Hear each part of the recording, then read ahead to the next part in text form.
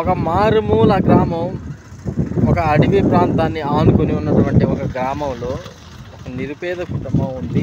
వాళ్ళ జీవన ఆధారం అడవిలోకి పోయి దేన్నో ఒకదాన్ని వేటాడి తీసుకొచ్చుకొని తిని వాళ్ళ జీవనాన్ని సాగించడం, ఇది వాళ్ళ జీవన విధానం.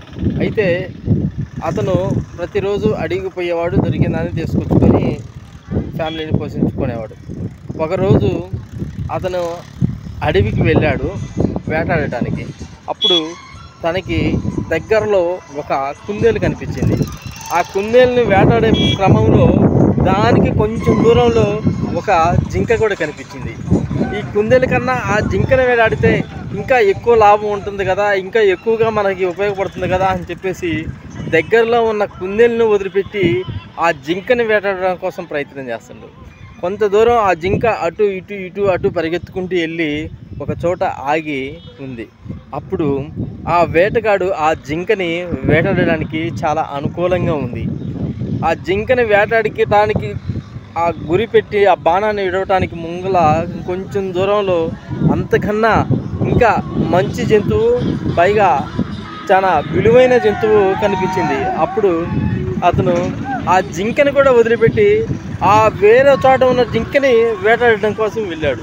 ఆ జింక ఈ వేటగాడిని గమనించి అటు పరిగెడుతూ అడవి మొత్తం తిప్పించి చివరికి ఆ వేటగాడికి దొరకకుండా ఆ జింక తప్పించుకొని వెళ్ళటం అయితే జరిగింది.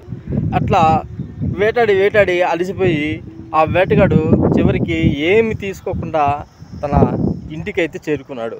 అప్పుడు తన ఇంట్లో ఉన్నటువంటి తల్లిదండ్రులు తను అడిగారు, ఏంద్రా ఏం వేటాడావు, ఈరోజు ఏం తీసుకొచ్చావంటే తల్లిదండ్రులతోటి ఆ వేటగాడు ఈ విధంగా చెప్తుండు, అమ్మా నేను చాలా కష్టపడి పనిచేసా, చాలా కష్టపడి వేటాడా, చేతికి చిక్కినంటే చిక్కే నాకు దొరకకుండా పోయింది.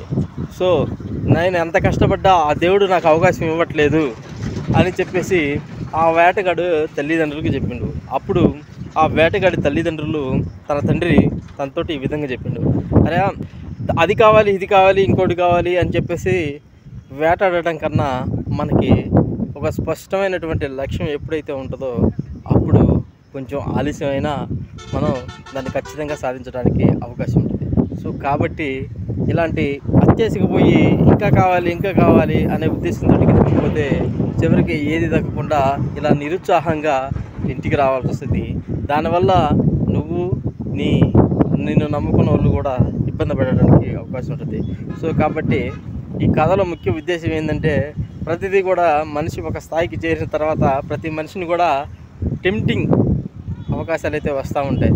సో వాటికి టెంప్ట్ అవ్వకుండా మీరు ఏదైతే లక్ష్యాన్ని ఎన్నుకుంటారో ఆ లక్ష్యం మీదనే మీరు ఫోకస్ చేస్తే ఖచ్చితంగా దాన్ని మీరు కొంచెం ఆలస్యమైన దాన్ని అచీవ్ చేయడానికి అవకాశం ఉంటుంది.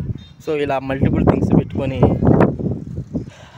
ఆ అడవిలో నివసించే వేటగాడిలా కాకుండా మన ఆధునిక సమాజంలో నివసించే ఒక గొప్ప వ్యక్తిగా ఆలోచించి మీరు ఒక సరైన నిర్ణయాన్ని ఎంచుకొని దాన్ని సాధించి ముందుకు పోవాలని మనస్ఫూర్తిగా కోరుకుంటూ I wish the all the very best.